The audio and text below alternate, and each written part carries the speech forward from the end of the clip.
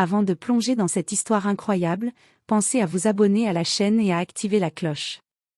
Ici, chaque récit a quelque chose à dire, et vous ne voudrez pas en manquer un seul. La pluie tombait sans répit sur les rues de Chicago, transformant le bitume en une mer scintillante de reflets sombres. Emily Johnson, jeune femme d'une trentaine d'années, avançait avec précaution, son enfant dans les bras. Le petit Dylan, à peine 3 ans, s'accrochait à elle, grelottant sous le vent glacial et le manteau trop léger de sa mère. Elle avait tout perdu en l'espace de quelques semaines. Son emploi, sa maison, son indépendance, et avec eux, le sentiment de sécurité qui lui permettait de respirer. Chaque regard des passants semblait peser sur elle comme un jugement silencieux, certains détournaient les yeux avec indifférence, d'autres la fixaient avec suspicion, la réduisant à une ombre dans la ville qu'elle avait autrefois aimée. Avec son sac usé sur l'épaule et Dylan blotti contre sa poitrine, Emily errait, frappant timidement aux portes des églises et des refuges, mais la réponse était toujours la même, complet. Les nuits froides, l'angoisse et la faim commençaient à se mêler en un mélange insupportable. Son cœur se serrait à chaque sanglot de son fils, incapable de le consoler totalement. À ce moment-là, elle réalisa qu'elle était seule, complètement seule dans un monde qui semblait fermé à son malheur. Pourtant, sous la pluie et dans la nuit, une flamme de détermination brûlait en elle. Elle devait protéger Dylan coûte que coûte. Peu importe la fatigue, peu importe la peur, elle avancerait. Car tant qu'il y avait un souffle de vie dans leurs poumons, il y avait de l'espoir. Alors qu'elle continuait de marcher, épuisée et trempée jusqu'aux os, Emily ne savait pas encore que cette nuit allait changer sa vie. Un homme, un sans-abri nommé Marcus Taylor, allait croiser leur chemin et devenir un allié inattendu. Et que ce soit par hasard ou par destin, cette rencontre marquerait le début d'un voyage où désespoir, courage et solidarité s'entremêleraient, sculptant le destin d'une mère et de son fils dans le tumulte d'une ville impitoyable. La nuit s'épaississait comme un rideau noir au-dessus de Chicago, et la pluie ne montrait aucun signe de relâche. Emily Johnson avançait lentement, chaque pas un effort sur le trottoir glissant. Dylan, blotti contre elle, tremblait malgré le manteau qu'elle avait réussi à emprunter à une voisine compatissante quelques jours plus tôt. Elle avait frappé à toutes les portes ouvertes, supplié pour un refuge temporaire, mais partout la réponse était la même, complet. Son cœur se serrait à chaque refus, chaque porte fermée résonnant comme un coup de marteau dans son âme. Les passants la regardaient parfois avec suspicion, parfois avec indifférence. Emily sentait leur jugement invisible comme un poids sur ses épaules, et la fatigue commençait à obscurcir son esprit. Alors qu'elle traversait une ruelle mal éclairée, un bruit derrière elle la fit sursauter. Un homme, aux traits burinés par la vie, s'approcha. Il portait un manteau déchiré et une casquette usée, mais ses yeux brillaient d'une chaleur inattendue. « Tu cherches un abri ?» demanda-t-il d'une voix grave mais douce. Emily hésita, méfiante. Mais l'urgence de la situation la poussa à répondre.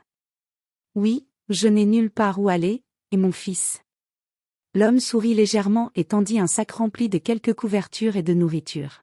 « Tiens, pour lui. Tu n'es pas seul.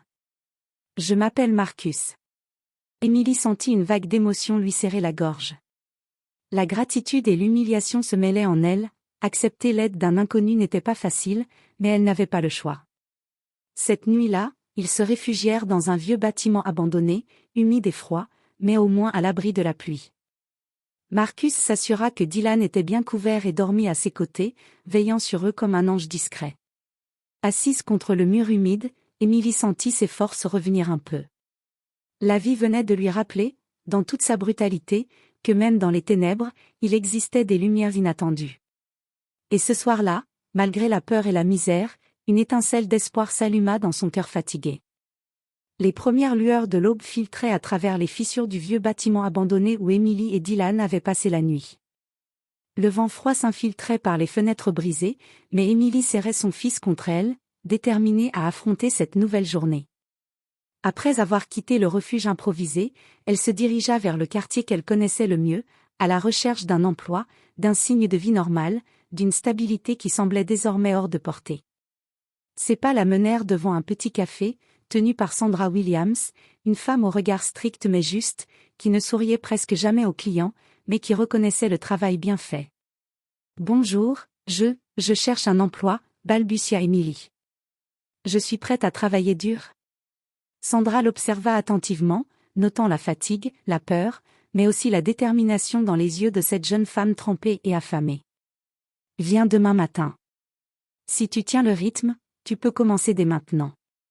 Ce petit travail, bien que modeste, était une bouée dans l'océan de difficultés. Emily savait qu'elle pourrait enfin offrir un repas chaud à Dylan, et peut-être économiser assez pour un logement temporaire. Pour la première fois depuis des semaines, elle sentit une lueur d'espoir. Cependant, la vie dans ce quartier n'était pas tendre. Certains clients lançaient des regards méprisants, et quelques collègues murmuraient des commentaires désobligeants. Emily encaissait en silence, concentrée sur son objectif, protéger son fils et avancer coûte que coûte. Un soir, alors qu'elle rentrait à pied avec Dylan, elle croisa David Carter, un avocat engagé dans le soutien aux familles en difficulté.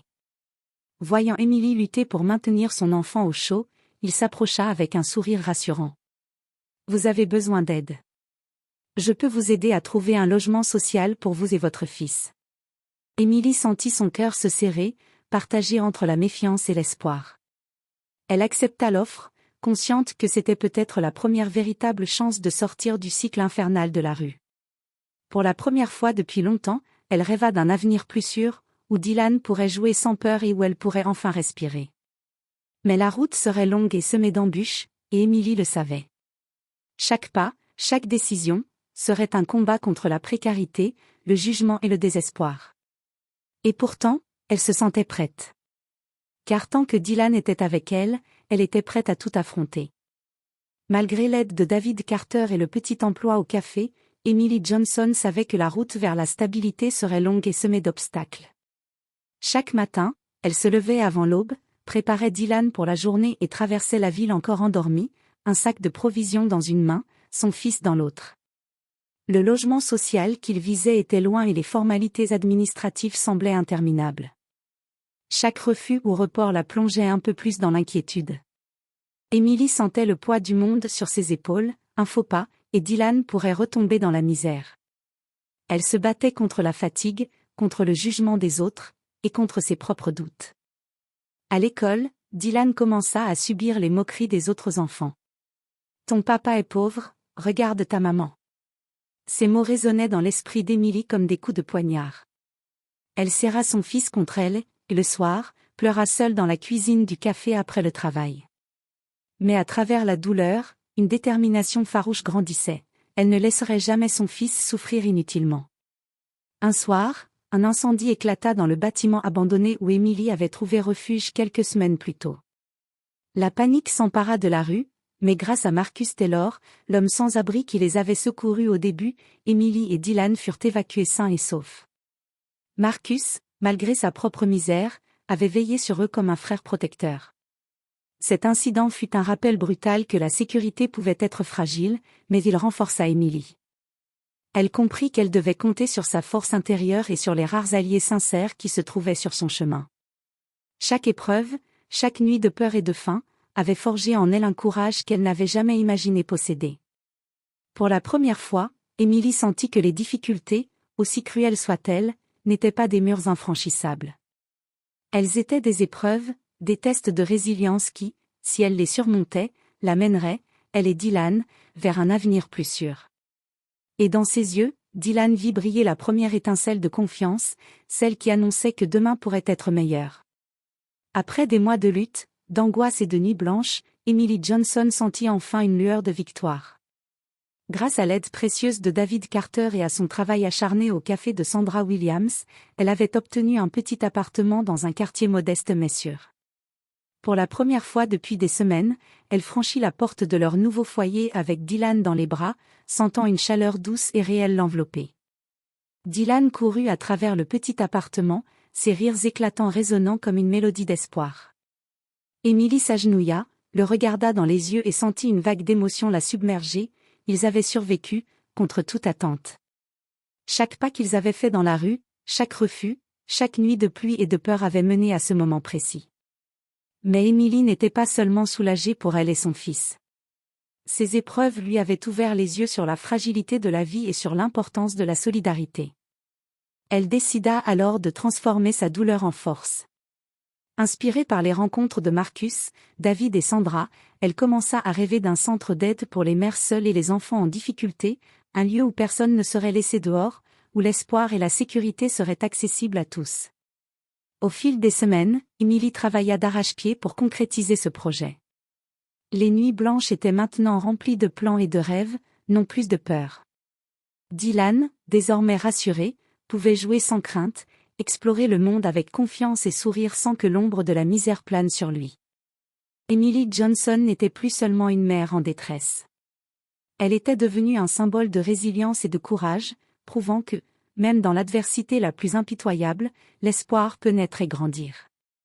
Et tandis qu'elle regardait son fils s'endormir, un doux sourire sur le visage, elle sut que chaque épreuve, chaque larme, chaque peur avait finalement conduit à cette renaissance, une vie reconstruite, plus forte, plus lumineuse, et prête à offrir lumière et sécurité à d'autres qui, un jour, se retrouveraient perdus dans l'ombre.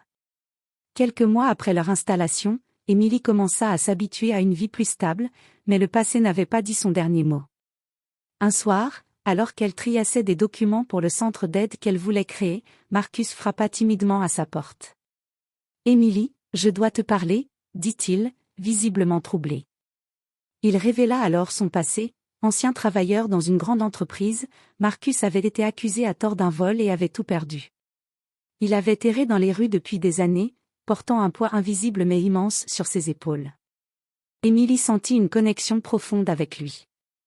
Tous deux avaient été brisés par la société, mais tous deux avaient trouvé la force de continuer. Cette révélation rapprocha Emily et Marcus. Ensemble, ils commencèrent à structurer le projet du centre d'aide. Marcus, avec son expérience passée et sa compréhension des difficultés sociales, apporta des idées et des solutions qu'Emily seule n'aurait jamais imaginées. Leur collaboration devint un lien puissant, fondé sur la confiance, le respect et un désir commun de changer la vie des autres. Le centre d'aide ouvrit enfin ses portes, offrant refuge, nourriture et soutien aux familles dans le besoin. Emily et Marcus regardaient les enfants courir dans les couloirs, entendre leurs rires, et sentir l'espoir renaître dans le regard des mères épuisées. Chaque sourire était une victoire contre le désespoir. Dylan, maintenant plus âgé et plus confiant, jouait librement dans la cour du centre. Emily observa son fils et réalisa que toutes ces épreuves avaient une raison. Elle l'avait préparé à devenir plus forte, à aider non seulement son propre enfant, mais aussi tous ceux qui, un jour, se retrouveraient perdus et sans repère. Un soir, alors qu'elle fermait le centre, Emily regarda Marcus et dit avec un sourire fatigué mais sincère. « Nous avons fait ce que nous devions faire. Nous avons transformé la douleur en force. » Marcus hocha la tête. « Oui, et ce n'est que le début. » Emily sentit son cœur se remplir d'une paix nouvelle. La peur, la faim et l'incertitude appartenaient désormais au passé. L'avenir, bien que encore incertain, brillait d'une lumière douce mais solide, portée par le courage, l'amour et la solidarité. Et pour la première fois depuis longtemps, Emily sut que le pire était derrière eux, et que la vie, avec ses épreuves et ses miracles inattendus, valait chaque pas du chemin parcouru. Quelques années s'étaient écoulées depuis l'ouverture du centre d'aide. Emily Johnson et Marcus Taylor avaient construit un refuge solide pour les familles en difficulté, et Dylan grandissait heureux et épanoui. La vie semblait enfin stable et lumineuse, jusqu'au jour où un événement imprévu secoua leur monde. Un matin, alors qu'Emily ouvrait le centre, elle reçut un appel du bureau de David Carter. La voix de son ami était grave. « Emily, il y a un problème avec le bâtiment. Des investisseurs mal intentionnés veulent le racheter et fermer le centre. » Le choc la figea. Des années de travail, de nuits blanches, de sacrifices, pouvaient disparaître en un instant. Mais au lieu de céder au désespoir, Emily sentit la même force qui l'avait guidée à travers toutes ces épreuves renaître en elle. Elle savait qu'elle devait se battre, non seulement pour elle et Dylan, mais pour toutes les familles qui dépendaient du centre. Avec Marcus, elle organisa des réunions avec la communauté, chercha un soutien légal, et mobilisa les bénévoles. Des anciens bénéficiaires du centre, maintenant autonomes, vinrent témoigner et offrir leur aide. Leur solidarité créa une force irrésistible face aux menaces extérieures. Le jour du jugement pour le bâtiment arriva. Emily se tenait devant le juge, Dylan à ses côtés, et raconta leur histoire, leur lutte, leur résilience, et l'impact du centre sur des dizaines de vies.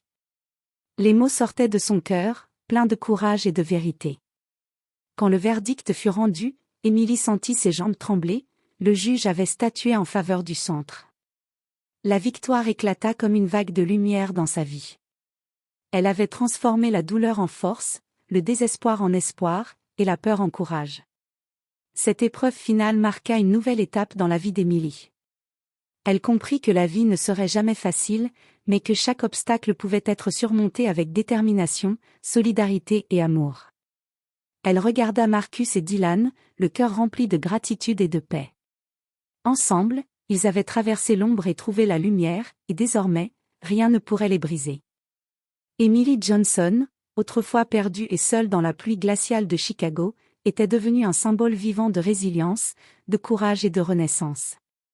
Et tandis que le soleil se levait sur la ville, elle sut que l'avenir, malgré ses incertitudes, était désormais entre leurs mains, prêt à être façonné par leur force et leur amour.